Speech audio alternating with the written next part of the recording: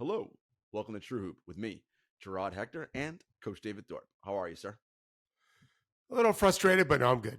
A little bit tweaked, but mostly very happy. Very good. We are through, in many cases, 4 games. In one case, the series is already over. The Philadelphia 76ers have moved on to the second round. David, you have a couple of things that drive you nuts, and we had our call this morning, our TrueHoop content meeting. And something that we talked about there that I wanted to bring up here that also drives me nuts. And it's something you've talked about all season long. We have had a number of guys hitting other players, opponents, in the nether regions of their bodies, right? And sometimes they get thrown out, sometimes they don't. And to me, it's just the inconsistency with that has been just so frustrating. Like, if a nut punch is a flagrant 2, an automatic ejection, then it is that across the board, no matter who does it, in what context, where, if he missed, but only whatever. Like, if that is determined, that's where they wanted to go. That's what the person was doing. And it was an act that was unnecessary, an unnecessary basketball move, which is what flagrant fouls are, and it warranted for a penalty too. I don't care. Eject. Joel Embiid should have been thrown out of that game. He was not. Okay. Now, we joked this morning, well, Claxton, you got to sell that better, my guy. Roll around on the ground and act like you almost died. Like, do how LeBron did when Dylan Brooks hit him. You got to sell these things. But point being, officials, if this is what the deal is, and I know after that Thursday game with Embiid, I know the referees were on the phone with the Embiid. It was all weekend with videos and all day. Just be a little bit better and be a little more consistent because, the games now, you lose a player, gets kicked out for a game and it gets suspended. That has series altering effects. So I would just like to see consistency on that regard. Now, I know you have some pet peeves you want to discuss. Yeah, for no particular reason. It's just when I'm watching these games, there's a few things that bother me. What bothers me the most, and it's not just the postseason, is television directors who constantly show us close-ups of somebody. I know that bothers you. I want to see the court because things are happening. And I mean, even at the end of the game or a dead ball timeout, like you'll see a player about to yell at a teammate or maybe high five a certain, and then we do a close up of some dude just walking off the court. Like, I understand that you're trying to tell a story, but they're telling us the story. So just, you don't have to do the wide angle from the very top, but let us see as much as possible and soak it all in. After games, I like to see players that played in the same college, even 10 years apart, connect. But I don't see that. I'll see close-ups of 2 dudes hiding their mouth when they're talking. You don't even know what's going on. Like, other things are happening. It's just directors doing their job to the extreme. Well, I wonder, David, on that point, how much of it is because we know this, the league is sensitive about what fans see their players do. And if it's something that may be an argument or whatever, nah, we don't want that. Let's just show 2 stars talking under their jerseys. Well, I'm not arguing with you at all. I think in this case, someone like me is going to catch that first millisecond of, oh, something's about to go down here. I'm not going to punch each other typically, but you're going to see that might explain, well, that's what happened on that play where they gave up the layup. So one of those 2 guys messed up. And the one that's really demonstrative is the one that normally is not the one who messed up. He's mad at the other guy who did. And we don't see it because we keep going to the guy that made the shot that we all just saw him make. That part wasn't hard to discern who made the shot. So that's one of my pet peeves. It's been going on forever. The other one is studio hosts who act as if they have a real gift of predicting the future. I think you would say that I'm not stupid when it comes to basketball. No, I'm not claiming I'm the smartest guy. It's a hard sport to project. But I'm pretty good at projecting what's going to happen. Not amazing, I wouldn't say. No one is. But, I mean, I'm never confident of anything. Very seldomly, anyway, when it comes to projecting who's going to win a series and so forth in the middle of the series. Jalen Rose, who I like very much. I'm a fan. I have been a fan for a long time since his freshman year in college. Announced at halftime of the Knicks-Cavs game. It's over. Knicks won. Now, the Knicks were up big. I don't think he was saying that when the Cavs came back and took a lead. I think the Knicks have a really good chance to win the series. They're up 3-1. But do I think it's over? No. He does. He thought that when it was still 2-1. I don't love that. I think these games are more fluid. Yeah. And I think it's demeaning to the randomness and the variabilities of not just the teams, but the individual players. RJ Barrett wasn't worth a nickel after 2 games. Now he's worth every penny they're paying him. I don't know what's going to happen going forward. Donovan Mitchell was absolutely terrible. He was. Game 4. If he wins game 5, which he's capable of doing at home, are you saying the Cavs can't win game 6? I'm not saying that. And if they win game 6 on the road, now they're back in Cleveland. It's not possible. Right. So I don't like the black and white aspect of these predictions. It doesn't ring true to me. I understand fans may like it, right, but it doesn't represent reality to me.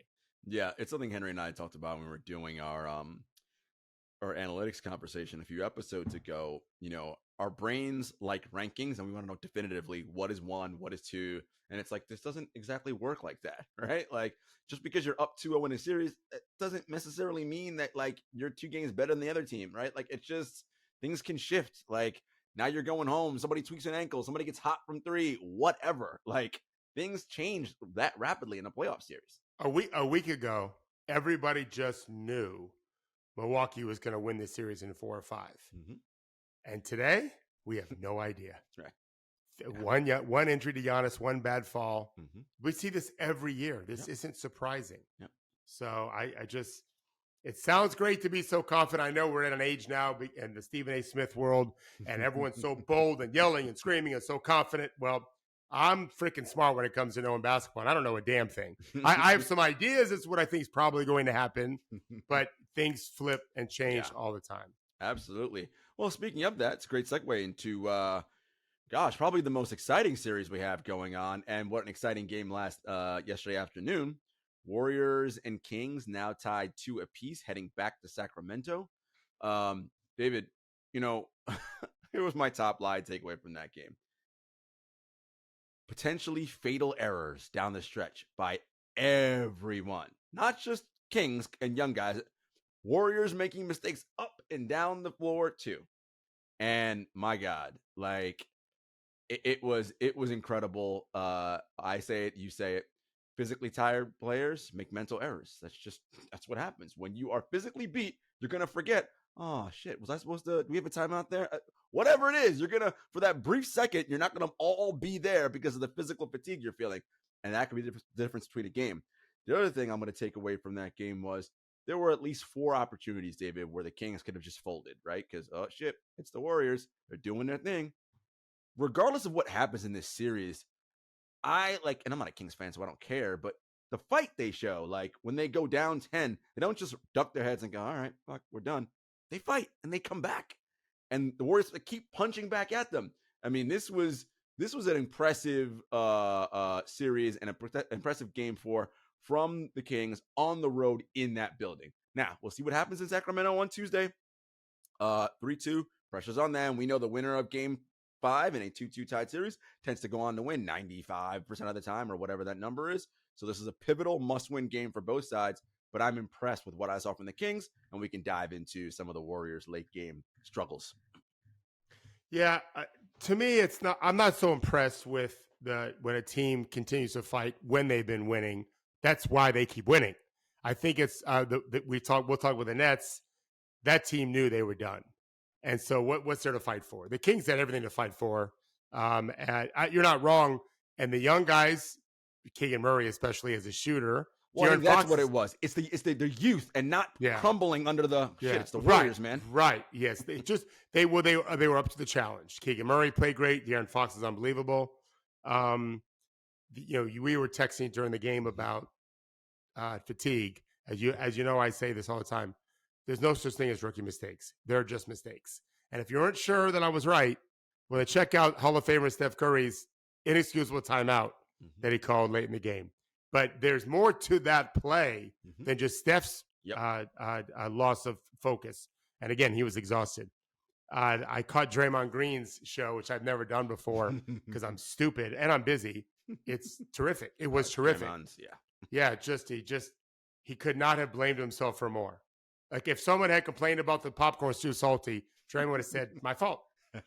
I love that. Yeah, I love. As a dad, I would tell you that if anything was going wrong with our family trips, let's look at me first. It's just easy to do. It's a way to promote leadership and a connectivity, he absolutely had Steph's back and said, number one, that's my job to let him know we're out of timeouts, which I don't agree with Draymond on this.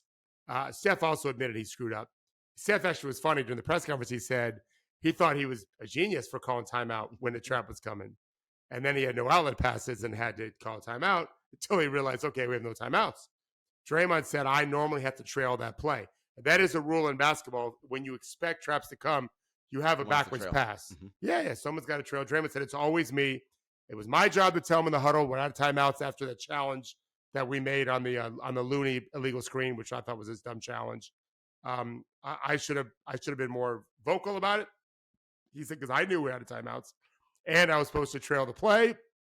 But instead, after Loon got the rebound, gave it the outlet pass to Curry, Draymond said, I just kind of went down the court, do, which is what I say about Jokic. Totally forgetting that there's game on the line here. Right. So I love that he took responsibility for that. On the fatigue thing, I did a little math here. All right, you ready? Mm-hmm. So from the 8:49 point the fourth quarter to the 4:10 mark, Steph Curry scored in both of those timestamps. So in that period of time, the whole fourth quarter to that 4:10 point, Steph took a 2 and missed, took a 2 and made, took another 2 and made, got a steal, made a 30-foot three, got a rebound, missed a 3, got a rebound, missed a 2, got blocked at the rim by Sabonis, and then nailed like a 28-foot 3.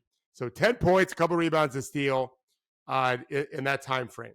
In the final 4 minutes, he got a foul, he missed a 3, he missed a 2, and he called an extra timeout and almost cost him the game, right? Mm-hmm. That's exhaustion. Mm-hmm. That's exhaustion. We've seen it so many times before. And I think Steve Kerr made a mistake. I think he should have taken him out. I don't think he should have felt like I always have to have him in the game. But they do this all the time, and I think it's a mistake. You know, the broadcast does it. Obviously, I'm sure Kerr's aware of it. It's what you do on every team, basically, right?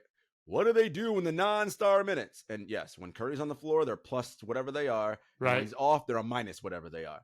So, right, if you don't know anything about anything, your thought process is, well, then keep that guy on the floor all the time, so you're never minus. You're always plus. Well, problem is, at some point, there's going to be a tax to pay for being on the floor for all those minutes, right? Like, You're going to be fatigued down the stretch. You know, the Kings outscored the Warriors by like 11 or 12 in that fourth quarter. Like, I mean, they had Monk not made, well, there were a couple, and let's go to the Kings side, couple errors. Again, De'Aaron Fox probably pretty tired. For a brief second, forgot Steph Curry was the person he was guarding, right? And instead of staying attached to him, as you know, going over the top of the screen, he took the long run around, and you knew he's like, oh, shit. Like, he just knew, like, my bad. Like, and what's the point of running out there? That guy's got a wide open shot. He's going to make it. Like, it's just these little errors, but this is the time of year where this thing happens. And guys, playoffs begin at the end of an 82-game grueling. It isn't like, all right, we had 3 months off to rest. No. A week. And now we're playing the most intense basketball of the year. And I think teams that are better prepared in terms of star players being off the court and playing with those other guys and understanding how to manage in situations are better off prepared than teams that, what do we do when our guys not on the floor, right? Like we're in trouble.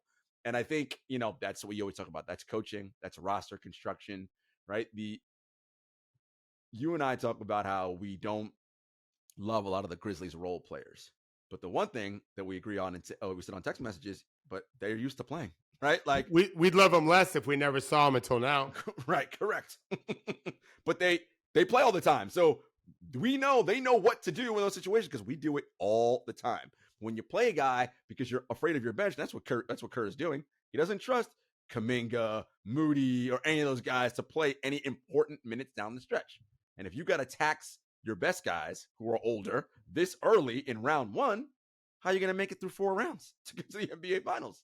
So anyway, this series is exciting. I'm impressed with the Kings. You know, Game 5 will be interesting. Who do you think the pressure's on more? You think it's on Sacramento more in Game 5? Or equal pressure? Yeah, I mean, I'm not great at that kind of stuff. I think that Golden State does not want to be down 3-2. They sure do not. So, and we obviously, Sacramento would be really upset about it. I think they're very even teams, which is a credit to Golden State because Sacramento is very good. Golden State has been very good. Again, if I told you ahead of the game one of these teams is gonna call an extra timeout and kind of melt on the vine, you would be sure it'd be the Kings. Without doubt. Without a doubt. It was Steph Curry. Yeah, no. And the big thing with the Warriors is their defense has been terrible on the road all season. And it's been good at home. Their defense outside of the third quarter yesterday was not good at home. Like they gave up 100 and whatever it was, 20 points. Like the Kings can score on these guys. And De'Aaron Fox, David, he's moving into another. He's Donovan Mitchell level. It's always tough when guys come into league and this is what you do for a living. And you always say, we joked about this. You got to give the cake time to bake, right? Yeah. I was like, and you're like, and you need a hot oven, right? A hot oven will help the cake bake. We don't know what these guys are going to be.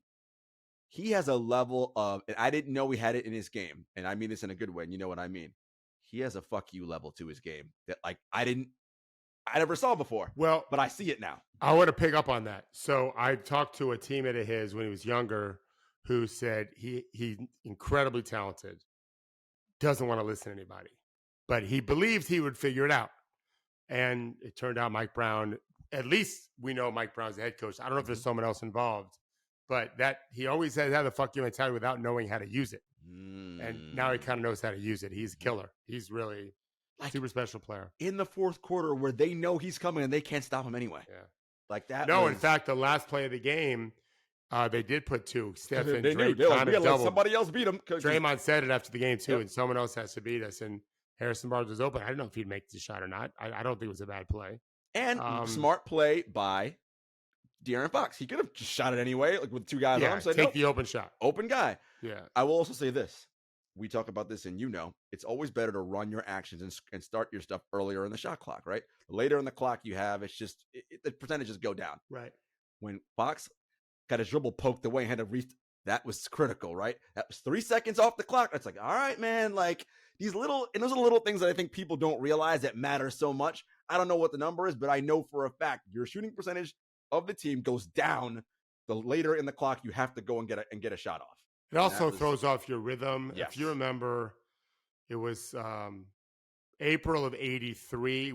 What year were you born? 78. So you're 5 years old. You don't remember then the famous NC State play versus Houston. You've seen it on film. I've seen it, yeah. Yeah. So Benny Andrews from Houston almost got a steal way out near half court. And not Benny Andrews. He was the offensive player. NC State, one of the guys sitting low, or Derek Winberg. I think it was Winberg, almost got the steal. And Andrews got it really late. They ended up taking a three. No, it was Benny Anderson. He was on defense. He almost got the steal. He was a freshman.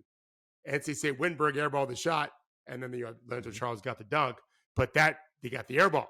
They forced the airball by going for that steal. It just combobulates you. That's just a famous play in my mind. That's why we chart deflections, right? That stuff's important. It's not, of course, you're right. Every second as we get closer, the percentage go down because at 0, that defender is undefeated. Correct. Right? Whether it's the shot clock or the game clock. So you want to get them more uptight about it. And Draymond said something interesting too. I thought that he talked about how I remember in the game they put Draymond on Fox late in the game. Mm-hmm. They just want to give him different looks. He said the great ones always kind of figure you out if you keep giving the same looks. And he was giving Fox a lot of credit, which I agree with, that he should have done that. He's getting to that point now where unless you put 2 on him, he's going to kill whatever you're doing. That should make Kings fans very excited. Oh, yeah. Very excited. Look, Kings, I want to be clear about what I'm saying here. The series isn't over, but regardless of what happens here. Definitely not over, no. Regardless of what happens here, the Kings' outlook looks very bright going forward. Like, you got guys. But Malik Monk's not an old guy. No, not at all. No. I mean, the old guy is Harrison Barnes, right? I mean, that's your old guy. I really think the Kings can really have something going here. They need to get some more defensive talent in the building. I think Fox can be a better defender, right? He's got tools. For sure he can. Like, if you're that good offensively, you can be a better defender. With that kind of athleticism. Without question. Yeah, I don't need you to be all defense. You don't got to be that. Just, But speaking of defense, Davion Mitchell has found a place. So I've been texting people who are 6 feet tall. Yes. I want to blame the NBA. I love that you did that. Yeah. So much so, Steph knows, Davion's on me. Pick and roll, get him off. I want to go at Barnes. Davion has a way, and maybe it's because he's closer to the ground because he's only 6 feet tall. he can just hug Steph and be in his shorts the It's whole quick, time. powerful And too. very strong. Disposition to defend. Well, you have to want it, right? He wants to guard. I spoke to an NBA player and said, who in your career has given you the most trouble? And he said it was Mitchell. He was talking about college, but it was Mitchell, just getting under you. I sent this message to some 6-footers saying, like, do you see what he's doing?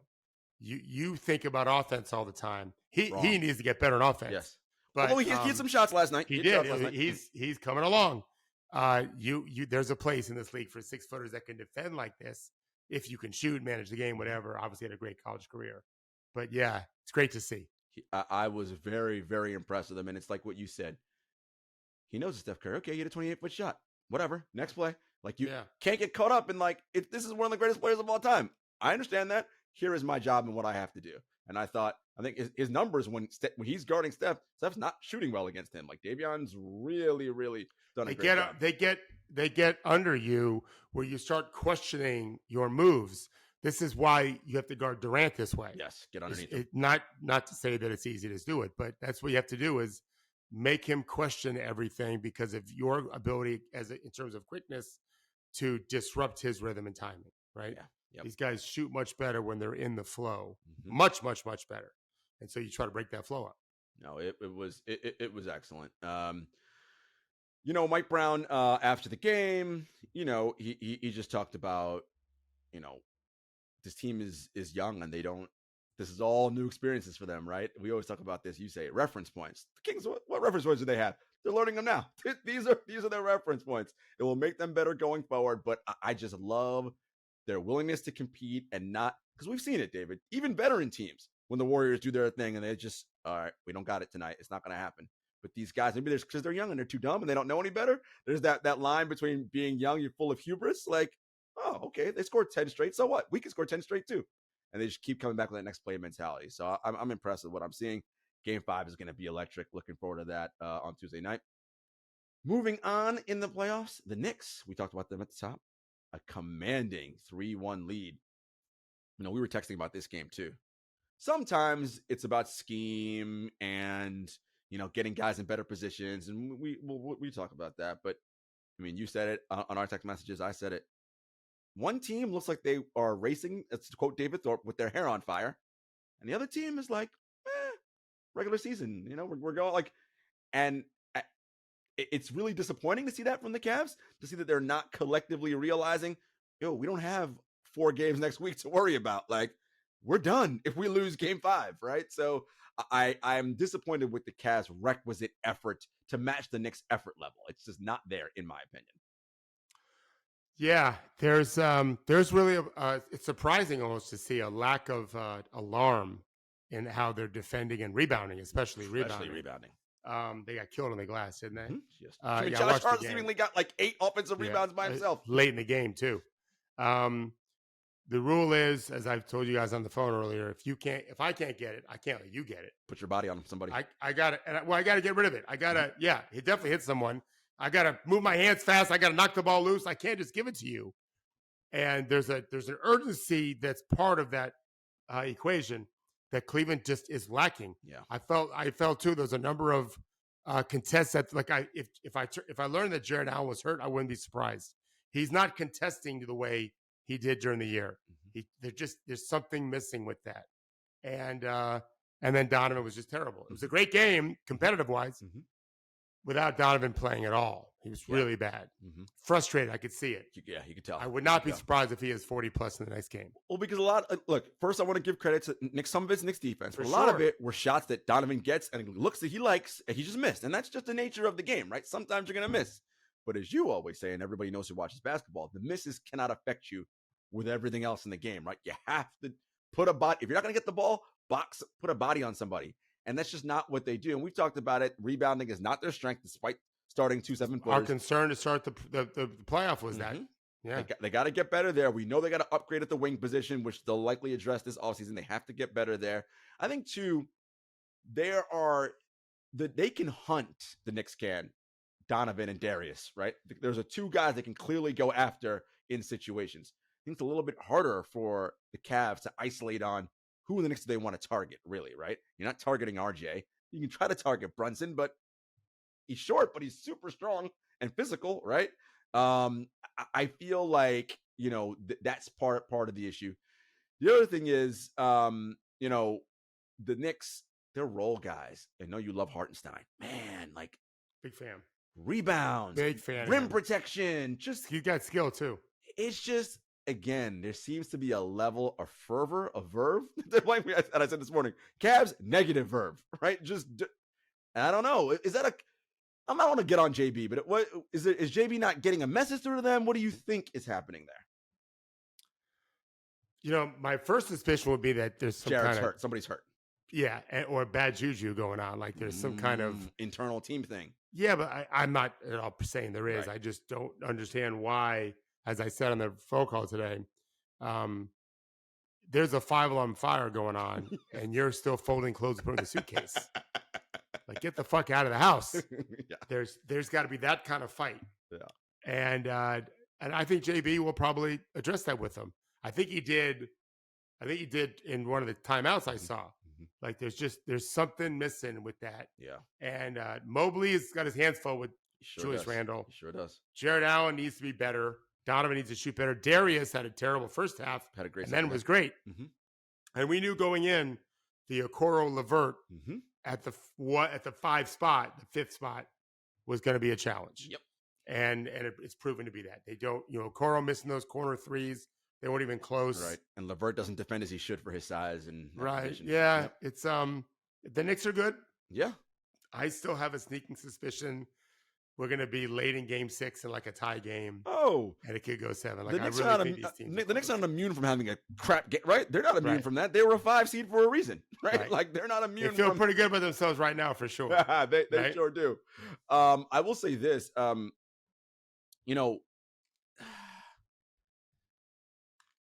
Tibbs gets from us especially gets a lot of guff, right? For come on, bro, you're playing these guys 20 minutes. Yeah, he did not go back to Julius Randle in that game. Josh Hart was doing his thing, and he was like, you know what? I'm sticking with this.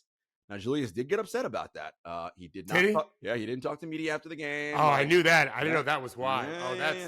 That's some bullshit right there. It's like, come on, buddy. Like, come on, Julius. We're trying to win a series here. Right. You gotta put your feelings aside. Like we're up 3-1. And it isn't like you're not going to play the next game. Like, you're still, we got you. Like, you're going to be an integral part of this. You're going to think I'm stupid for saying this probably, but I'm telling you, I'll never, I shouldn't say never, but I'll almost never choose to be an executive in the NBA. I don't want that life. My wife deserves more time with me at our age now. However, if I was, if that really, I would bring Julius Randle in. Have a little talk. And if he said, well, I'm just pissed I didn't go back in, I would tell him, enjoy your last moments as a New York Knick. Wow. Yeah, you're not ever going to be playing for us. Like, and I'm not going to say anything publicly, so I can get good value for you. But I can't wait for our team to play in the playoffs every year because you don't care. If that really is true, I'd be unbelievably disappointed. He could have left for a lot of reasons, but if that's the reason, shame on you, Julius. I'm a huge fan. Yeah, I didn't know, I didn't make that connection. Yeah, because I couldn't even dawn on me that might be why he left without talking to the press. That's what I think. I mean, it makes sense. He seemed like he was up on the bench and cheering and okay. So I'm like, what? I mean, you won the game. Why would you not talk? Yeah, let's hope it was something else. Unless something like, I had to leave, like whatever. I got some family thing going on, whatever. Yeah, okay, right, fine. Right. Other than that, there's no excuse for that. He's a key player on that team. Of course. If he's feeling slighted, then go talk to someone. Or maybe he was like, I don't want to answer questions. They're going to ask me, how'd you feel about not maybe right. If he knows in his heart of hearts, no problem here, fine. Right. I don't care to talk to the press. Right. But if he's upset about it, that's a flaw in that team that's going to be chipped at going forward. That'd be a mistake. Without question. But, shout out to Knicks fans, man. They're feeling happy right now. David, so obviously everyone knows I live here in the city. 7th Avenue was shut down. Knicks fans were spilling. It was really, it was crazy. It was just crazy. I was like, this is, New York is a interesting city. In so many ways. Home for me, of course, all that, birthplace, yada, yada, yada. It is, when the Knicks are good, it's a Knicks town. Much as Yankees, when they are good, it is a Knicks town. And I'm telling you, up 3-1. Let's say they win this series whenever they win it.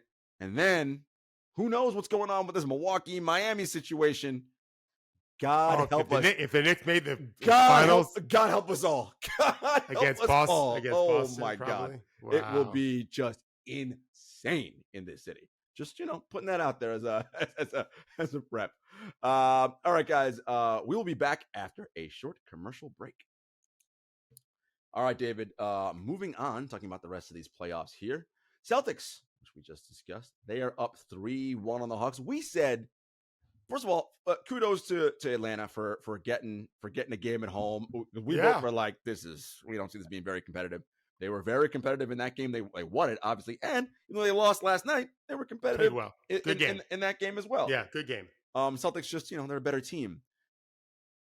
Some vulnerabilities, I feel like, with the Boston Celtics, right? Like, we're not, something they're among the class of the league, but Atlanta's maybe showing us some things that's making us not all in on the Celtics. Like, okay, there's some things that can get exploited here going forward. Well, I've not really done a deep dive into it because I don't think this series, I thought it would go 5 games. Okay. I think it's going to go 5 games. And I think Boston knows they're just so much better. So, but Philly's got, Philly's not going to be easy. No. That's just going to be a 6 or 7 game series. I don't know who I'd favor yet. Let's get Boston get through Atlanta first. But I think Boston's better off having played Atlanta, being pushed a little bit than Philly, who really didn't have much of a challenge. Well, you know what? Let's go there. Let's bring it up. I'll move that up in the document. Let's talk about Philly because that's likely the next round matchup. Oh, first, before we move on, in that game, we talk about ref consistency. You brought up something on our phone call this morning. DeJounte Murray, after the game, apparently bumped an official inside the tunnel heading back to the locker room. Already talk about the plays under review for the NBA. Oh, wait, I didn't know that. I know he bumped him on the court. Oh, so it was on the court. I thght it was heading off. I saw it on the court. Okay. So DeJounte bumped an official. Right. NBA studying it. Are they going to suspend him? Whatever. Okay.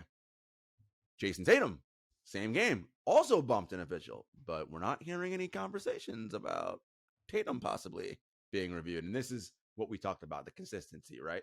Like, yes, I understand in the grand scheme of things, Jason Tatum is a superstar and DeJounte Murray is not. But if it's the same for one, it's got to be the same for both, right? And you said, well, they might have a really easy way out of this, which is Tatum looks like he was just walking and didn't know where the official was. Have you seen it? To him. I did not see it, so I can't say. Yeah, well, Tatum wasn't mad at the ref. Right. The ref called the foul. Right. And so, but, I mean, he bumped him. For sure, there was a bump there. The ref seemed like, me? Why are you mad at me? I called the foul. But, yeah, I mean, we're supposed to not touch referees. Right. Yeah. It's I hope that DeJounte is going to be suspended. Don't you think? Probably. I mean, you can't be bumping referees, especially when you're obviously angry at them. Yeah, right. Yeah, and we should say there has to be room for incidental contact, right? These guys are all jumbled up in tight spaces, which is what I think might have been with Tatum. Right. So you're going to get up, and it doesn't mean I'm trying to knock this guy down. Those things happen in the middle of competition. But yeah, in Murray's case, where he was already mad and it seemed like he was going after the official, that's going to be, you're not going to play for that. But as you say, we don't think it matters. Boston's clearly better. This series is likely over. Yeah, Atlanta's done a good job. We all thought Trey is going to be traded. Mm-hmm. He's kind of reminded us he's pretty damn good at basketball. Very good at basketball. Great passer, too. Maybe he and John Collins both get traded. I'm not sure really where Atlanta's going. You will. And what are they going to do with the Okongwu? I like Okongwu a lot. But he doesn't play because Capella's there. They might just start over again. New owner in a sense. Mm-hmm. Bring in new management. Yeah. Over the last couple of years. Mm-hmm. New coach. More recently, maybe it'd be a mistake in my opinion, but reshape the team in Quinn's image. What Quinn likes to have out on the floor. DeAndre Hunter's playing well. Yeah, so that's a good thing. Yeah. All right, let's move on to what we think is going to be the next series, which is Boston and Brooklyn. Boston, Philly. Excuse me. Philly swept Brooklyn. Those last 2 games. And as you and I talked about, Jacques Vaughn did not do anything new. The team did not. They just didn't change anything. They kept running their same stuff out there.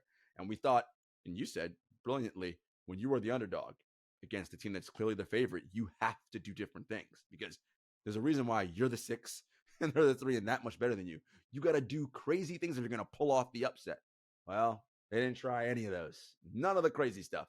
And there were moments where the Nets played really well and had leads, but I was like, yeah, but once Philly just decides to lock in and do their thing, they're going to beat this strategy. And it was pretty easy. Embiid did not play game 4. He's got the knee sprain. And that is something we should talk about because, and God, Philly's hoping, please, Atlanta, win one more game just to stretch Boston out extra so Joel has some time. His status, I think, is still up in the air for when it's going to be game 1. Doc always says, whenever you're MRI, it's like, oh, that's never good, right? Because we've got to look to see what's going on with his knee. When is game 5 Game for 5?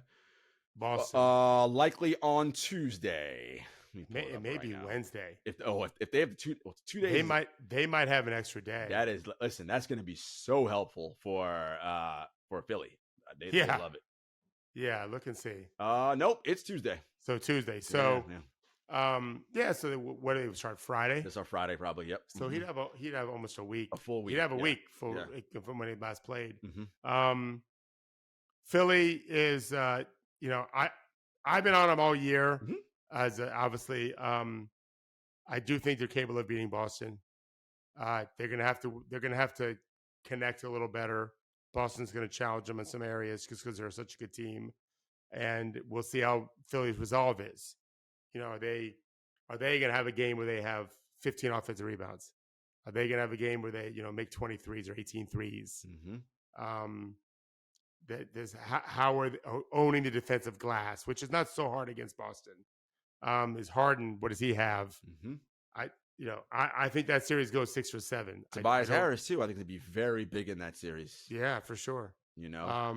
If Boston gets by game 5, which we expect them to, I think that's gonna be a hell of it. I'm not sure. Yeah, Boston I favor. They have the home court advantage, but Philly absolutely can win that series. And that's going to be talk about the 2 of the more, shall we say, ornery fan bases in Philly and Boston. That is going to be woo. That's a good point. Not a whole lot of brotherly love happening between Philly and Boston in that series. No, it should be exciting. This will be if I'm not mistaken, it is. If they win, it'll be Embiid's first conference finals trip, right? Yeah, he's not been to conference finals before. No, the farthest he got was the Kawhi 3 in the corner. That was, to get a chance to play Milwaukee. That was a rough one. The double bouncer. Yeah, it was like, it was crazy. That was crazy. When you look back on it, really crazy. I mean, and not to put salt in the wound, but that was the last full postseason we saw of Kawhi really being Kawhi, because we looked like that this April. Yeah, and that was out. Well, now he's been out. We'll get to the Clippers in a minute, but it's clearly that this is a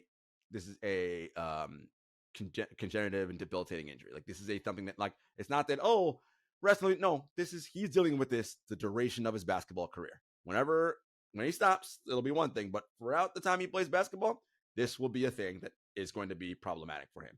It is a continuous injury, and it's problematic because he's so electric when he plays. But even still, all that being said, and I think I said this maybe a couple months ago on the show, I mean, he's a first ballot Hall of Famer. I mean, he's one of few guys that are like 5 All NBAs, 5 All Defense, 2-time champion. I mean, the list of that's like 6 people. To me, well, he's got the accomplishments, but if you've ever been in the short list consideration for best player in the world, yes. I think you should be in the Hall of Fame. I agree. I remember, Jarod, for 3 years I brought all my pros to IMG to train when they had fired their coach, and I just brought my pros. It was just a gym rental in a sense.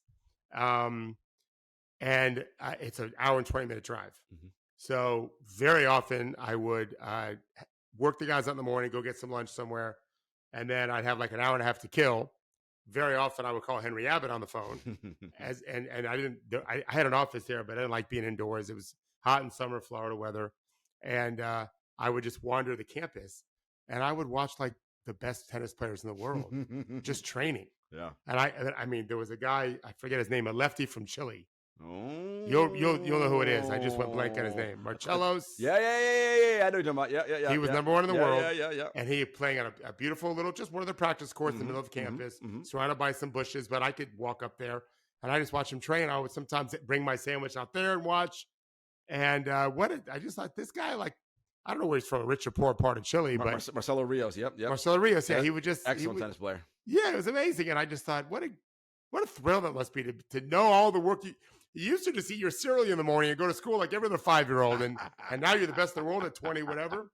Kawhi was that. Yes. He was probably the best player in the world for a period of time. Yeah, he's a Hall of Famer. No doubt. Yeah. So Philly, Boston, it'll be interesting, guys. We'll see where that stacks up. All right. Last night the Timberwolves, kudos to them. They played well. I thought even though they lost game 3 at home, they played well in that game. They could have easily been like, let's just fold it up, guys. It's a wrap. They fought in like Brooklyn did. Like Brooklyn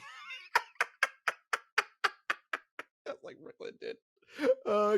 Listen, he's being real. Like Brooklyn did. They could have fought, and they did, and they won in overtime. So they'll force a game 5 back in Denver. If you're the Phoenix Suns, you're like, thank you. Make them play 1 extra game. We love it, right? So that we're on the same schedule now. Like we're going to play 5 games. You guys play 5 games. That's a likely matchup. But we both still, first of all, Anthony Edwards, want to give him props. This kid's, this is the bet they made, right? When they made the Gobert trade, they said, okay, we think the ascension of Anthony Edwards is a thing and it's coming. You and I know, and you know especially because this is what you do. Development's not linear, right? Like get a little rocky start to this year, and the leap we didn't quite see it early. He's playing very, very well this postseason, and Minnesota's got a star.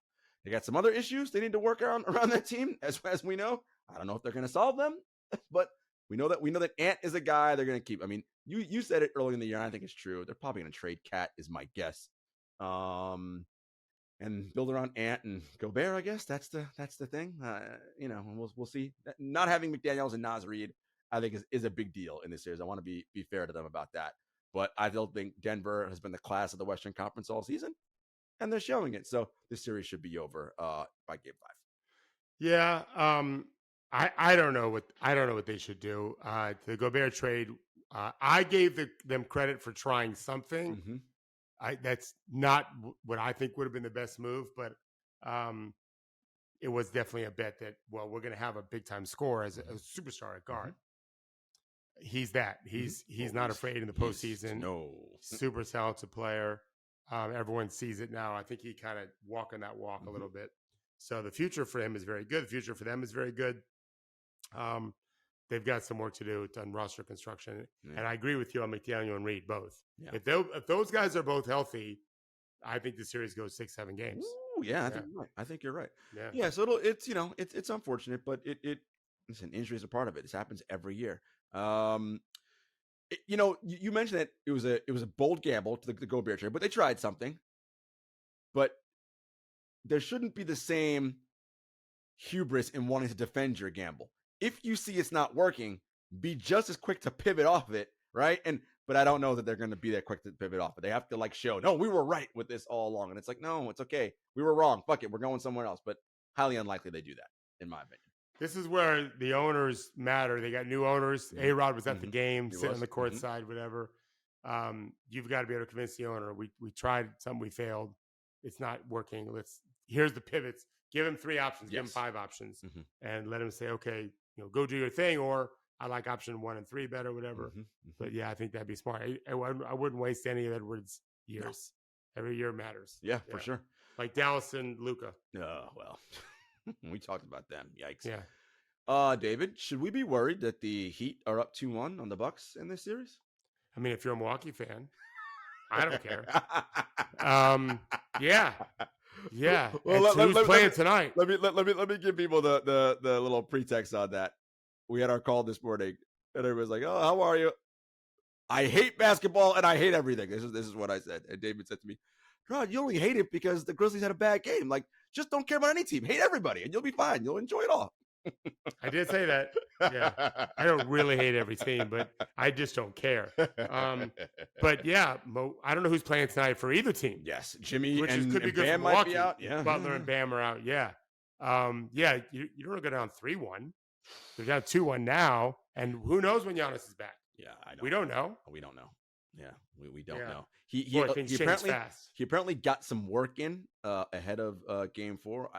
Teams leak all that shit all the time. I don't know what they don't define what work is. I don't know what any of that means. Okay, we will see when the games Oh, is he out there? That's how we'll know is he playing or not. Right. And if the Heat got to play with Gabe Vincent, Max Strus, and Duncan Robinson, and that's it, yeah, advantage Bucks. Even without Giannis, Drew and Chris and Brooke should be able to beat that team. But there's something we always say about Eric Spoelstra and #Heat culture. Right. They ain't gonna just roll over and give you the game. That's why you don't want to play in Miami. You never want to play. And Jimmy Butler also is just so incredible. Yes. Yeah. You're playing against a great coach and a great player, like better than most players. So, yeah, that's scary. David, part of the reason for my faux I hate basketball this morning is that the Lakers are up 2-1 on the Memphis Grizzlies. The Grizzlies scored 9 points in the first quarter. Was ugly. 9. In a 12-minute quarter, they scored 9 points. What the? Like, I mean, that was the game. 35-9 after one. I mean, you don't got to be a rocket scientist to figure out, it's not very good. Now, granted, I will say, over the course of the last 3 quarters, Memphis clearly played better. Right? And we're the better team, but didn't matter. Can't dig out of a 35-9 hole. Pretty tough. And we'll get to the Dylan Brooks of it all in a minute, but it seemed like the Lakers came out with, again, like we talked about the Knicks and Cavs, with a level of energy and focus, and LeBron and AD especially attacking the glass with a level of effort and veracity that, well, like, Memphis, where are you guys? Still in Memphis? Like, what? Come on, this team is actually playing, and you're just like, whatever. We're just here doing our thing, la-di-da. Like, do, but not in a good way. Just, we're just out here. And it's like 9 points in a quarter. 9. That set the game of offensive basketball back a generation. Horrible. Yeah, the Lakers are a good team. We've said this all along. They've got a lot of talent on their team. And LeBron figures stuff out. AD's a beast inside. They I think feel like they can do some things. They sure do. The Lakers have a belief. And so it's a formidable challenge to Memphis. I believe it is, that they're in some trouble. And they, especially in this series, which we said, no Adams and no Clark is a big deal. But knowing that you don't have that margin for error because you don't have Adams and Clark, your attention to detail and your focus needs to be, and this is a young team, and we've talked about this hubris on their part. It's just, guys, this is not the way you come out. The way you came out in game 2 without your superstar point guard, that's how you had to come out in game 3. Right. And you just didn't. Yeah, I've some of the Memphis media and some of the Memphis players, they're so quick to throw a parade when something good happens. And I will tell you, I've always been attracted to the best teams who are so humble about it, because I think it's a better mindset. And I remember I probably told this story once before. My last year of high school coaching in '92, when I was actually employed by the school. After that, I just volunteered at different places. We were playing for the Final Four, and had we won, we were on the road. We would have had to play Miami High, where Udonis he played there a few years later. But they won more state championships than anyone, by a large way. They were just incredible. Great coach. And one of the assistant coaches now is that he took South Carolina to the Final Four, Frank Martin. And I talked to Frank after we lost our game on the road. And I talked to Frank like the next day, whatever. And he told me, he was in Miami. He's like, David, we were all at the restaurant after celebrating our win to get to the Final Four, which they went every year pretty much. They were nationally ranked, whatever. He said, we kept calling the Miami Herald to find out your score because we just didn't want to play you guys. And I remember hanging up the phone. At that point I was 27. I just remember thinking, oh, that's how it's supposed to be. Like, they might have killed us. I mean, I liked our team very much, but they shouldn't have been worried about anyone. But they were, which is the point. Like, you don't overlook an opponent. And every time I watch Memphis celebrate, whether it's in the game, after the game, I've told you this before, when Ja scores and looks at the crowd and like, can you just win the game and then act like we have to try to win the next game? And again, it's not just the team. It's some people that I know love the Grizzlies. They act like they've won the championship when you've just won one game. Correct.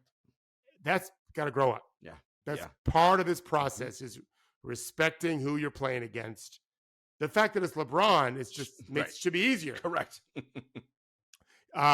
He's just playing basketball. Yeah. He's not getting caught up in any of the Dillon Brooks sideshow. He might when it's over, but he'll wait till it's over. And we'll get to Dillon Brooks a bit right now. Look, Dillon cannot, with 16 seconds on the shot clock, just be firing up there. Like, Taylor's got to be like, bro, no, you cannot do that. Like, we have to run and get a better shot option. Late in the clock, and you have to get one up so we get a turnover. Fine, I get that. But 16, 17 seconds to go, what? No, that is playing into the Lakers' hands. That's what they want you to do because you're not a good shooter, and you're not a good shooter, right? Like, that is a fact. Well, I'm not sure about the second part. he may. You're right. He probably thinks he's very good, but our eyeballs and the numbers tell us you are not good. You're citing alternative facts that he's not shooting great. Yeah. It's too bad. I saw just a picture. He and LeBron talking pregame. Now, of course, the Laker fans are all like, he told Dillon, you better cut that shit out. I'm going to kick your ass. Like, I don't know. We didn't hear anything. Yeah. I didn't read any lips. I don't know what was said. My guess is nothing like that happened. That's my guess, too. My guess is LeBron. I mean, LeBron really understands his role. No doubt. He's the best player these guys will have ever played against. They may like Kobe better. Kobe's not in the same universe. Not in the same planet, rather. Correct. He's amazing, but he wasn't LeBron. I think LeBron also learned a lesson. Remember, LeBron is a history buff, very impressively so. I really love that about him. Jordan, remember, you used to always say that about Jordan, is he made you think that your boys, and then he tries to beat your fucking brains in. I really like that about Jordan. Maybe LeBron went over to the building and he was like, you see you talking a lot there, man. It's good for your team. Gets them all riled up, ready to go. Let's strap it up. Looking forward to compete tonight. Or he might have just said, hey, keep doing you, man. I got no problem with it. Like you take the wind out from under him. Yeah. When I used to play golf, I used to be so critical of myself. You couldn't make fun of me. Right. That was on purpose. That was part of the deal. I didn't want you to be able to do that. I took care of that myself. I think, LeBron is wise to the different ways you can get yourself going and not inspire your opponent. And the thing about it is, I want to, the sideshow of Dillon Brooks and WWE aspect, which you talk about that you don't like aside, he's a very good defender and for sure very important to what that team does. For sure. And so, Dillon, you are hurting your team when you do this stuff, right? Like, it just is. And then when you're shooting ill-advised shots, you are also hurting your team, right? You just have to play and be better. And the crazy thing is, David, he's the old, mature one on that team, Steven Adams aside. He's 27. The rest of them are 22 and super young. He's the one that should, in theory, know better, right? And so I think whatever happens, Memphis has seen some things. I mean, stuff that I've seen all year, you've seen all year. There's going to be some changes this summer. I think so. In terms of, all right, we know we got Jarod and Ja and Bane, we're building around those guys. Everybody else, up for grabs. Like, we gotta shore ourselves up in some other areas here. And I think a nice, like, I don't want to do the whole veteran leader in the locker room, an adult in the room. Well, Adams is an adult. He's not playing. Someone who's like, guys, what do you do? We haven't done shit. Like, focus on the task at hand and win the game. I will say this. We are now at the point of the series where it's every other game. And I think every other day, excuse me. If the Lakers don't win tonight and it's 2-2, this favors Memphis going forward, as you said, the later the series goes, because LeBron's not going to have those 48 hours to get that full recovery now. And they're going to need him and AD especially to be at the peak of their game. And then it's also going to stress test, guys who have not had playoff experience before, right? Your Austin Reeves, your Rui Hachimuras. Yeah, they're playing well right now, looking good. Let's see, 3-2, got to get a game, and I need you to hit. Is it going to feel the same way? Maybe it will, maybe it won't. We'll see what happens over time. I agree.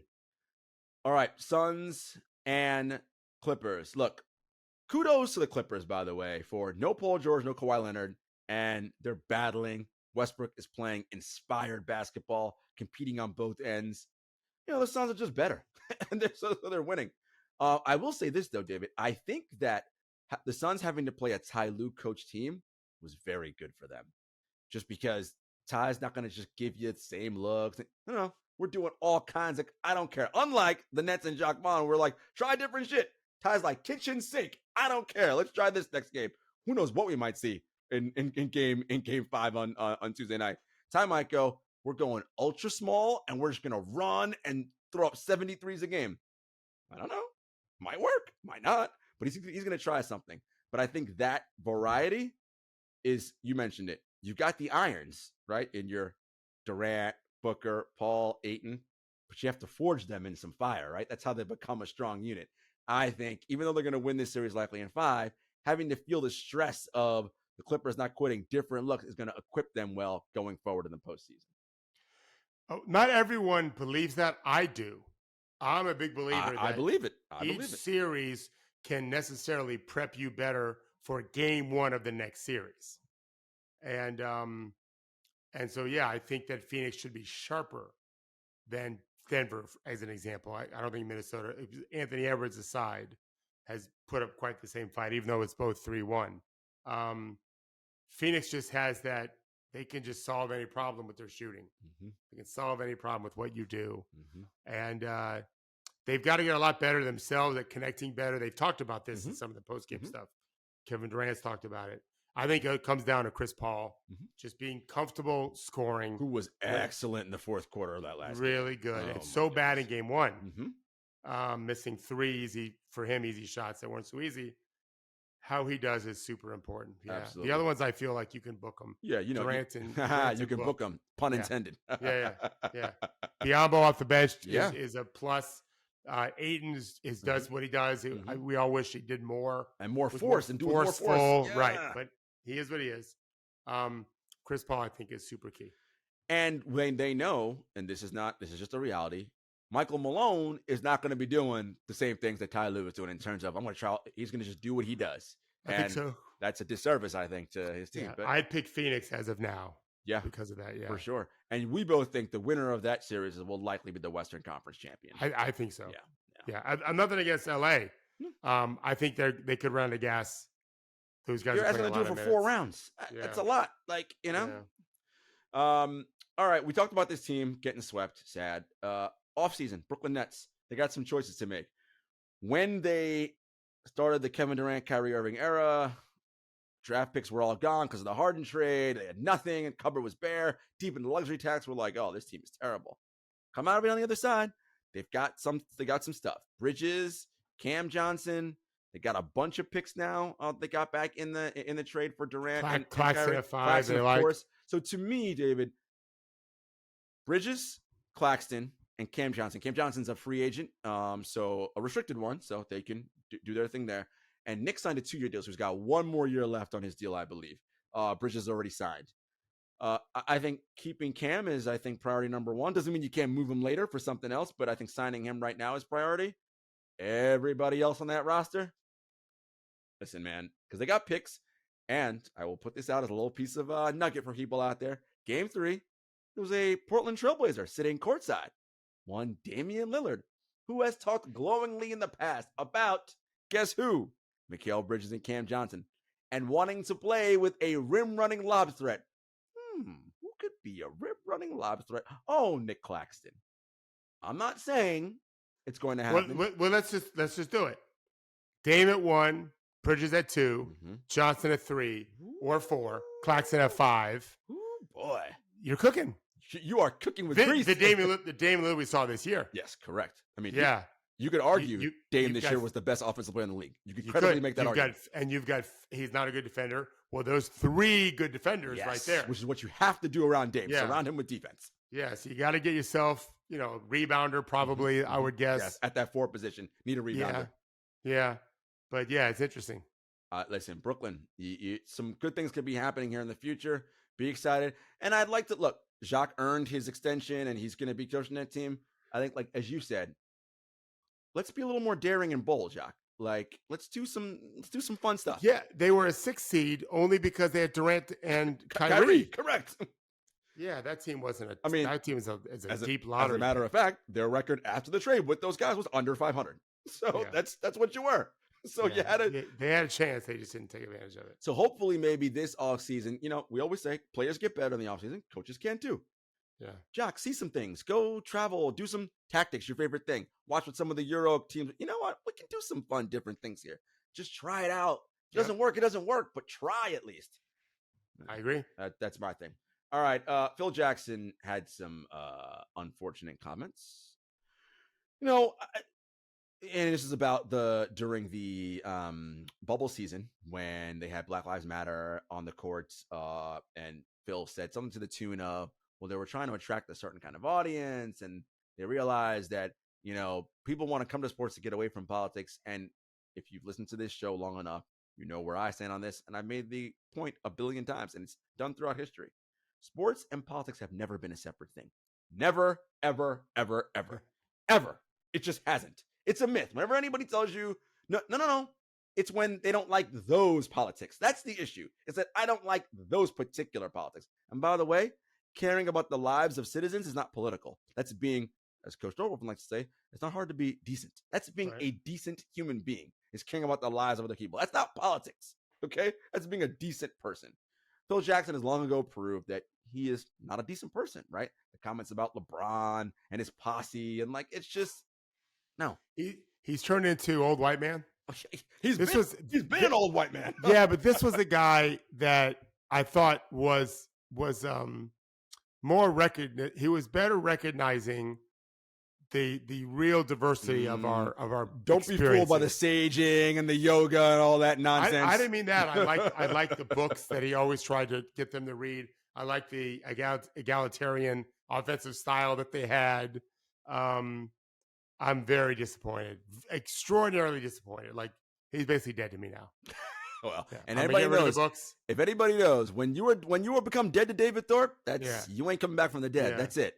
Yeah, I gotta burn his books now. I won't burn them. He'll give them away.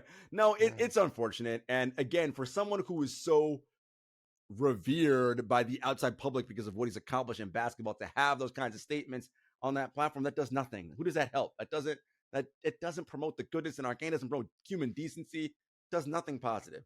Phil Jackson, go away. Nobody wants to hear from you. Yes. All right. I second that. Thursday, by the time Thursday's here, we'll have a lot of the first round wrapped up. We're pretty sure. And those 3-1 series for sure will likely be over. And we might have some series going 6-7. So it'll be exciting. All right, guys. Take care.